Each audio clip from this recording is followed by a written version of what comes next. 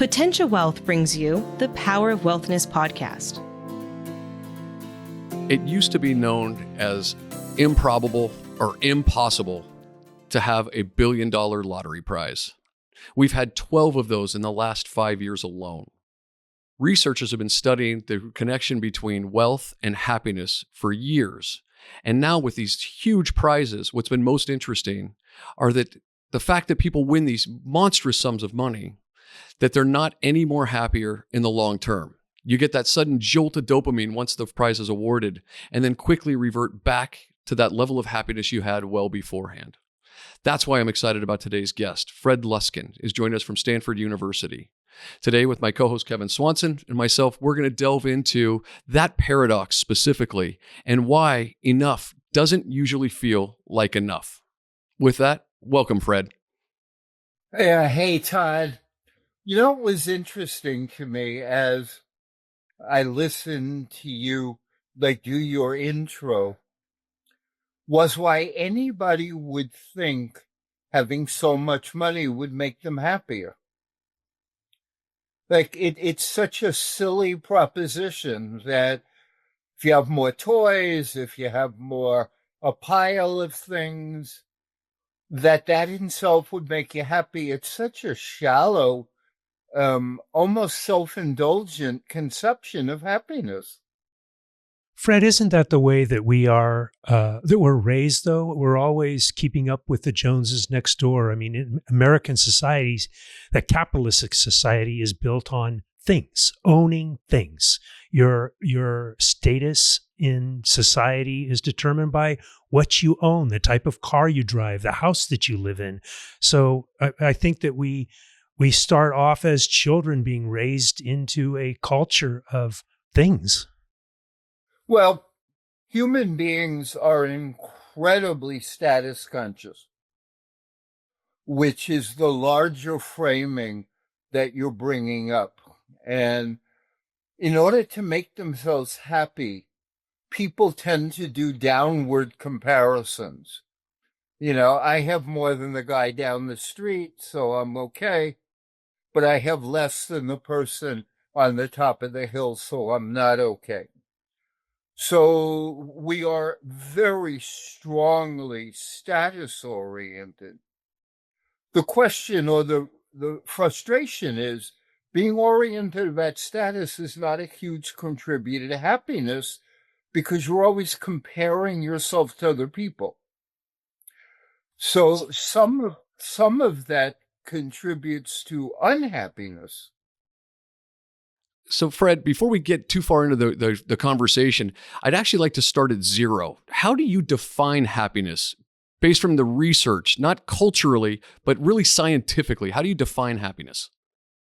There's a couple of definitions. My favorite, which is not a scientific definition, is Albert Schweitzer's definition, which is wanting what you have. And that is a profoundly simple, almost culturally destabilizing statement, which suggests that happiness is a state of contentment now, because you're pretty much happy with what you have.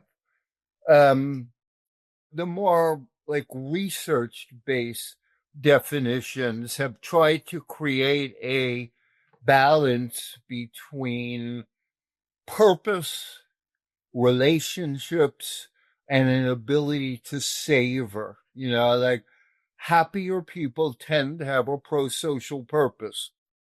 They tend to highlight relationship, and they have a capacity to just enjoy their day. You know, they love their food. They walk outside. It's a beautiful sunny day.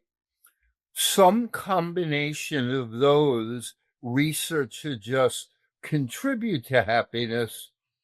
The leading assessment on happiness asks simple questions such as, my life is as I would like it to be, or I would change almost nothing about my past, or, I have enough to satisfy myself. But within all this, you see two streams. One, purpose savoring in people, and just an intelligence to recognize that I'm only happy now. It's like, it's not something I can put off till tomorrow. I refer to that as being present. If we're always looking backward, it's the regret. If we're looking forward, it's the fear. But if we're present, that's where we find our happy place. It's where we really can experience what we're going through and how we can accept who we are and what we are today.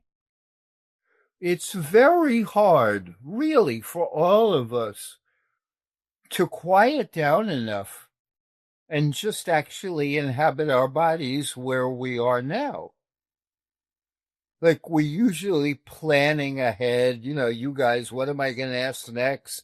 Will this work out? I hope it's a good recording. I hope people watch it. Hope we don't make many mistakes. So you're not here. Or you're comparing it to the other podcasts or podcasts you've heard. And it's really, really, really hard for human beings to just inhabit their life. With wealth, often people are chasing more. I don't think it's the wealth itself that makes people unhappy. It's the chasing. Would you say that wealth just enhances who we are internally? If we're unhappy, wealth can make us more unhappy. If we're happy, wealth can make us happier. I think that what you're getting at has some real merit there. That if we have some or enough and more comes in, but we didn't do what we did to make more, but we did what we did, our work or our investment or whatever, because we love that and we get pleasure out of the doing. At that point, more resources are well utilized. So the people who do great art or love computers or love starting companies, and they're not just doing it with some desperate hope that they'll solve their unhappiness, those people seem to get a lot out of more wealth, or really a lot out of it.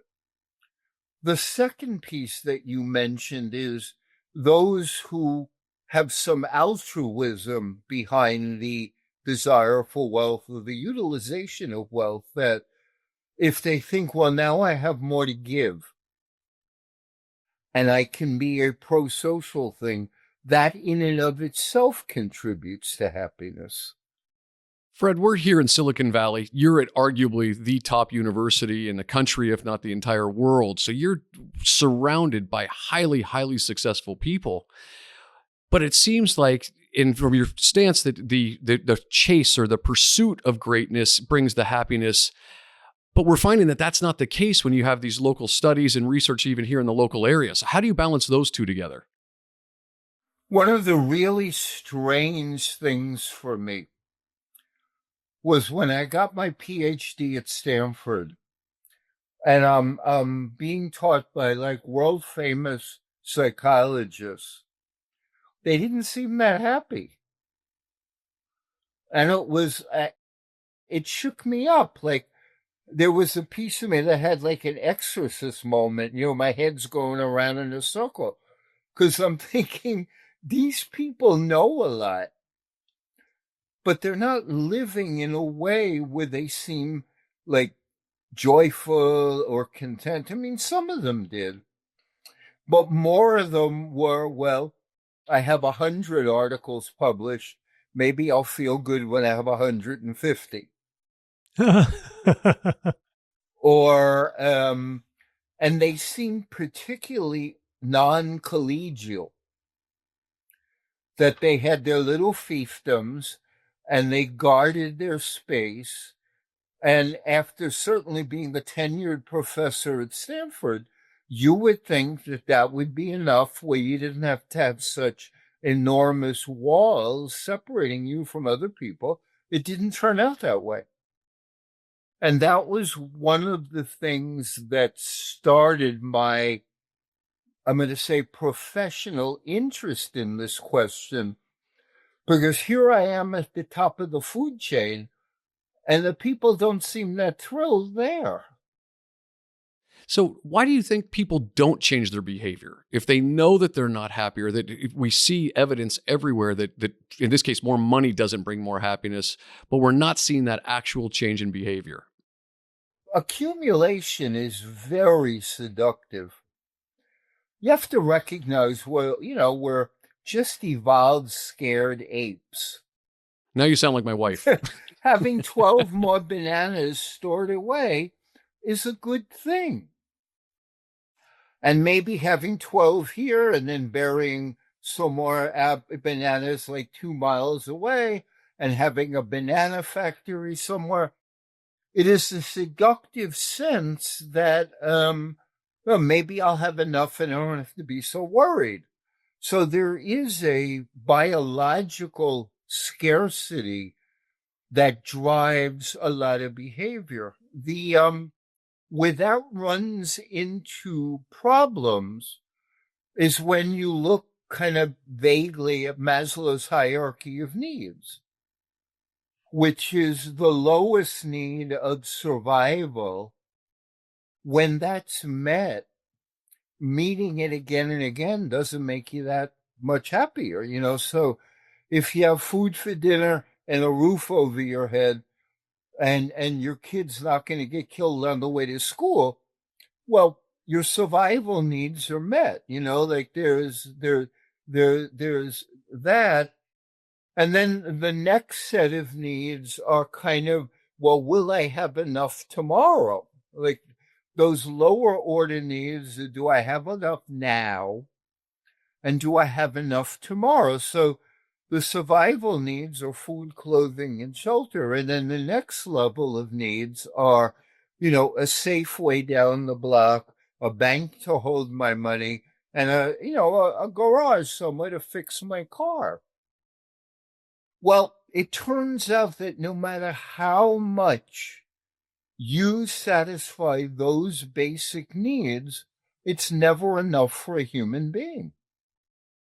You can satisfy it with, a Ford or a Lamborghini, but it still is never going to meet what's deeply human. And so that leads often to great dissatisfaction until people start going up a little higher on the pyramid. So the level after that is relationship.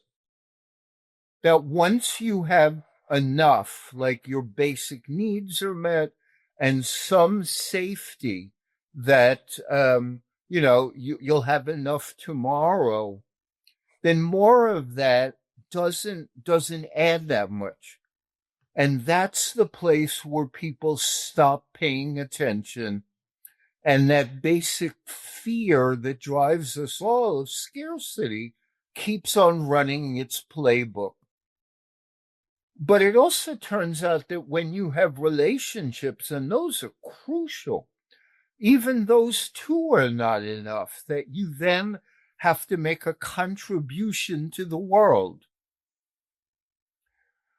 And, there are strong forces that don't want people necessarily to stop purchasing things and piling up more resources to attend to people and making a contribution. So it's not so easy, but the easiest way that I have found to help people understand it is with that pyramid, that it's only when you start getting to the beauty needs, once you have some relationship, you're doing some good in the world, and then you can really appreciate learning and art and philosophy and the higher order things, that people start really saying, wow, my life is simply good and full. Yeah. So what I hear you saying is when we as we're focusing on ourselves, that we have a tendency to, number one, look to exterior things outside of ourselves for why we're having problems. And in order to move away from that, we need to focus outside of ourselves. We need to look to philanthropy and how we make an impact in the world. And only once we've made that shift can we really start to truly understand happiness for ourselves. The most important shift, the most important by far, is shifting from survival and safety to people. Yeah. That is the most important critical shift for human well-being. When we talk about that safety and well-being, in working with our clients, I find constantly, particularly as we get older, that we find lack. And about 10 years ago, there was a company that did a study, and they looked at high net worth individuals, and that would be defined as those people they broke them into three categories: from 10 to 30 million, from 30 to $100 million, and $100 million or more in assets. And their either number one or number two concern was health and or running out of money in all three categories. And so we are hardwired for lack. We are hardwired for fear of running out of money. So making that decision is a very hard thing to do, to find that happiness, isn't it? We are hardwired to be aware of things that can threaten us. That's what the basic hardwiring is. And so things that caused us pain in the past, we stay vigilant that they won't cause us pain in the present. We have a default network that scans the future for things that could go wrong. That is our hardwiring. Now, we are also hardwired for curiosity, learning, and growth. We are not just hardwired for fear. That is simply the default wiring, not the only wiring. So no matter how much money people have or resources, if they haven't tapped in to their capacity for growth and learning and improvement, then they simply have limited existence within themselves, and the money will not make them happy. But the other piece that comes into this, besides the biological programming of lack, many people were not loved as children. And so they have attachment needs. Like, they didn't have secure parenting. They didn't grow up with the sense that somebody had their back. That drives them as adults unconsciously to seek certain kinds of safety, which material things will never provide. And until they examine their psychological or familial wounds, they will simply continue to be almost compulsive, because those useful attachment deficits don't go away unless they are actively addressed.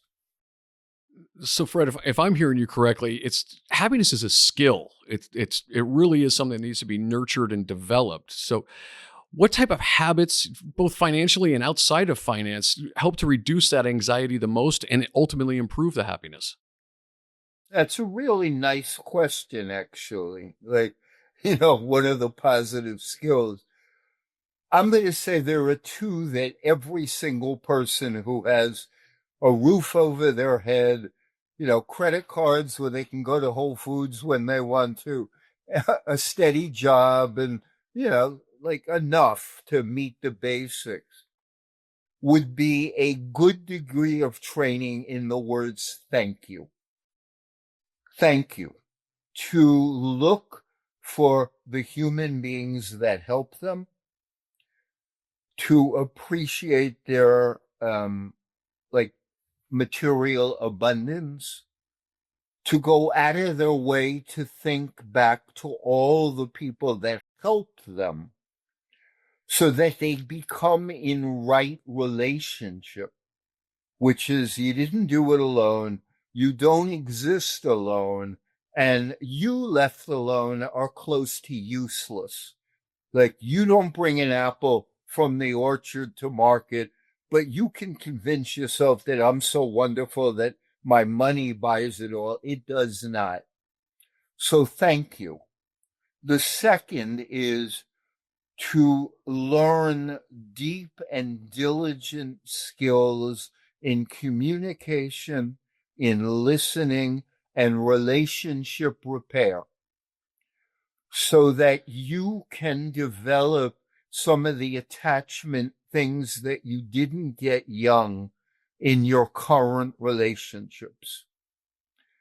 Those would be the two most important things that I would say almost all of us need to some degree.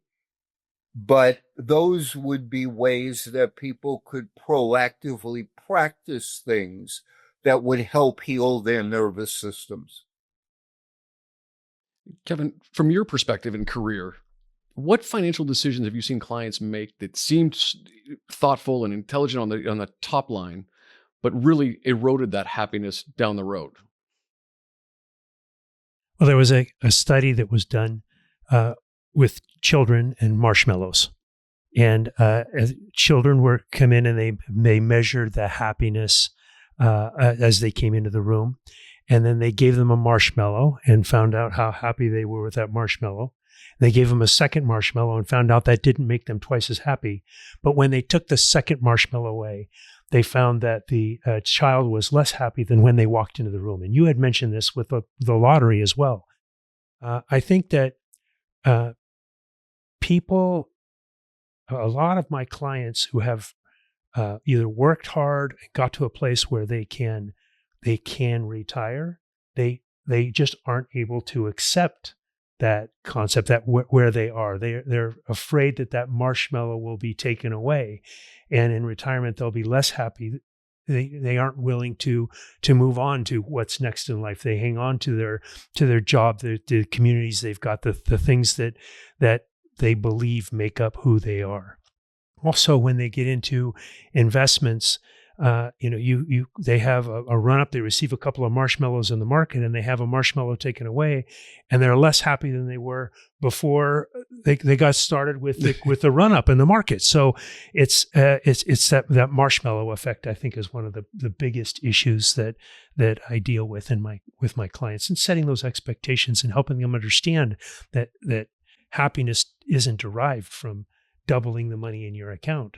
That's nice. I mean, but happiness is something that you find within, and that's why we spend so much time working with clients on the planning part, on the understanding what their goals and priorities are. I mean, we work on the money to get them there, but that's not what makes them happy. That's it. I couldn't agree more. That's been the shift in the overall industry that we've seen. It's not about picking the best stock as much as what's the impact we can have. Or legacy planning has grown to be in greater importance, because transferring the assets from generation 1 to 2 or the philanthropy that you want, that's the easy part. The logistics of moving the money is not the challenge.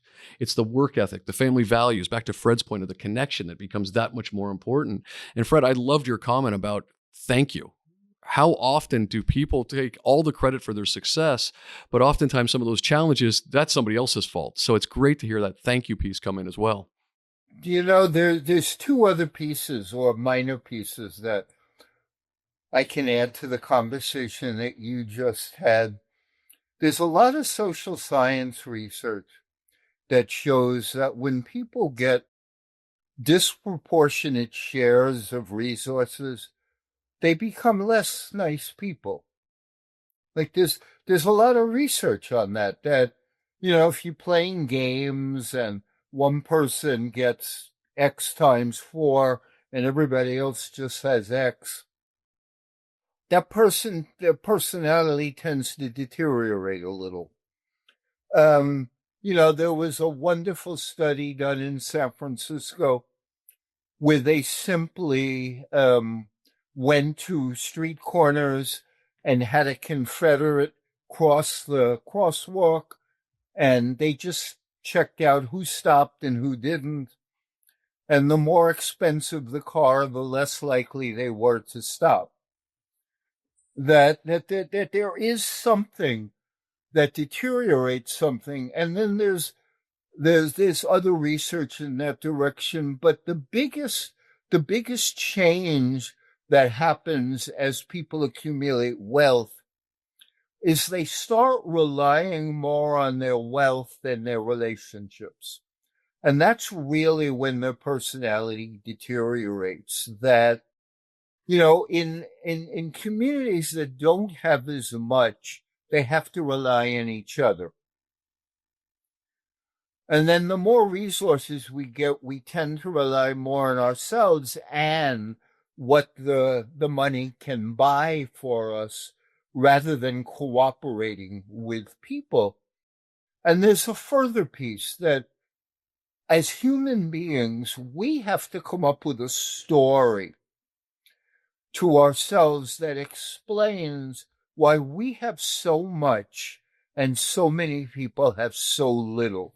We have to find a way of languaging that allows us to live with it.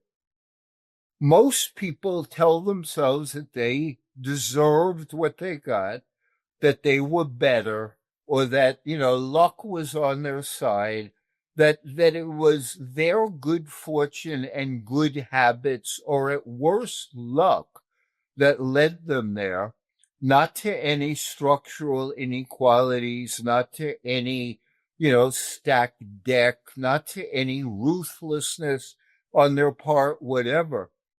But they come up with a story that explains why it's okay for them to not only have more, but keep more and not require them to be generous. So it's this intricate experience that we all go through at many levels of life. It's not simple and it's not unidimensional. Interesting.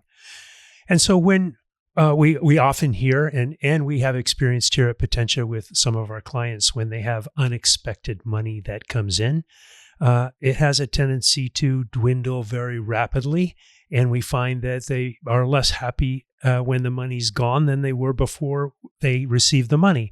Todd also mentioned this in the intro when he talked about the lotteries that came in, and we typically see those assets disappearing within 48 months and not bringing additional happiness to those lottery winners. What causes that? Well, the famous experiment where people were given $100 just in an experiment, and they were handed 20 more, and it made them slightly happier. But then they took 10 away, and it was like they're clutching at it. Don't take my 10.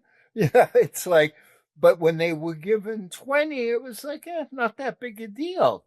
That sounds like my marshmallows. Only I like getting $20 better than I like getting a marshmallow. Yeah.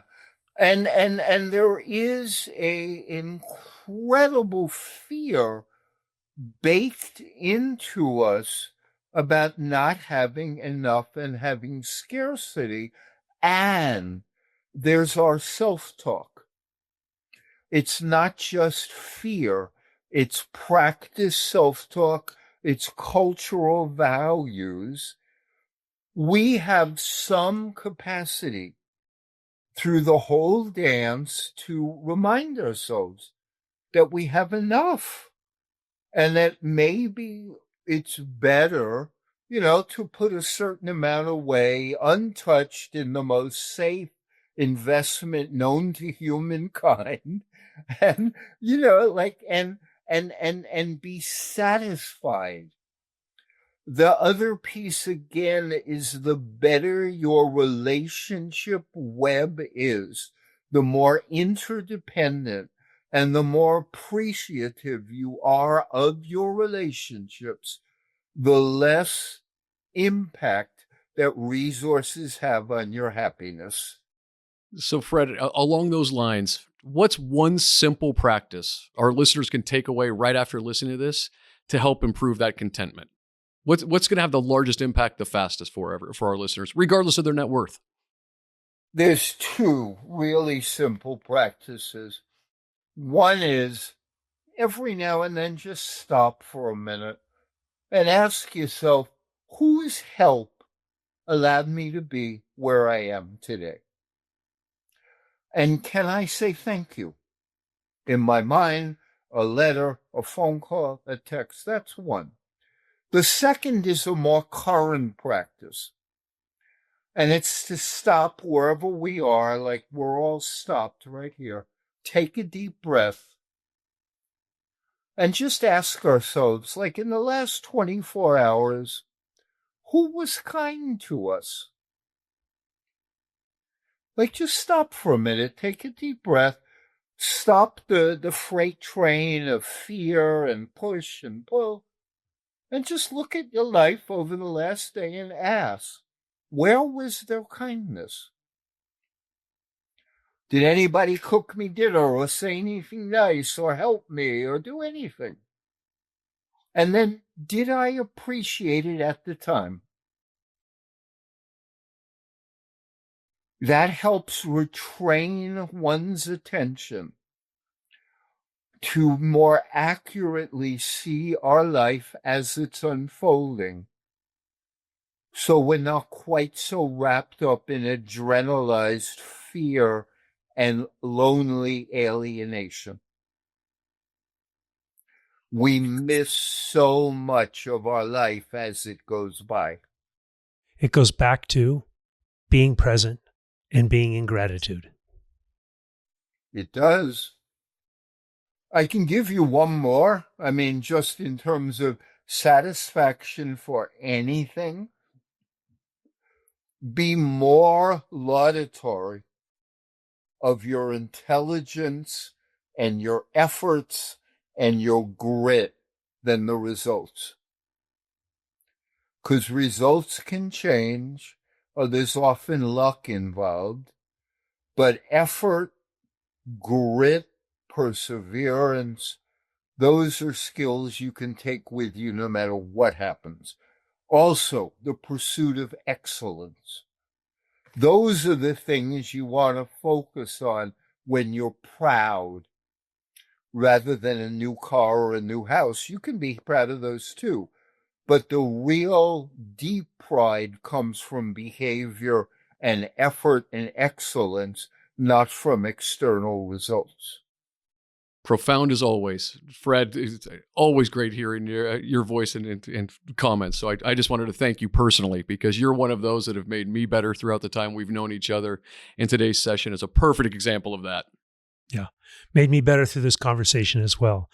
One of the questions, Fred, that we like to ask our guests is, what financial advice have they received in their life that made an impact on them? You have something that you would share?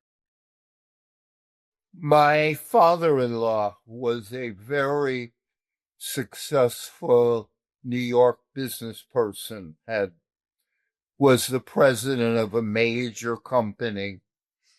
And I remember he and his wife used to take really fancy vacations towards the end of their lives, and they loved their luxury.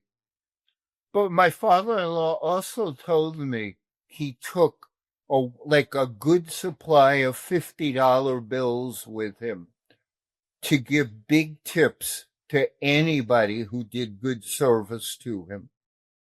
That he had so much that he never wanted to forget that. And so he brought hundreds and hundreds of dollars of 50s. And this was 25 years ago. $50 was not nothing. but he didn't feel right without at least being generous. And I remember watching it and thinking, Fred, pay attention.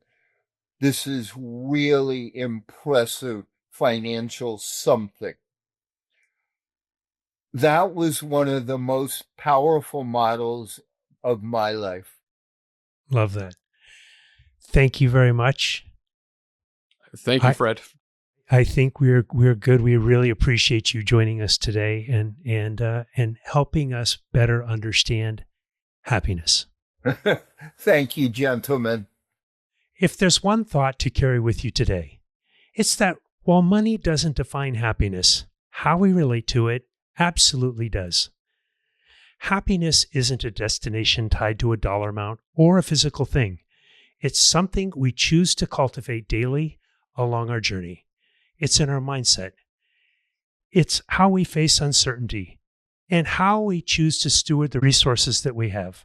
So as you reflect on your financial journey this week, perhaps it's not how much is enough, but what does enough mean to me?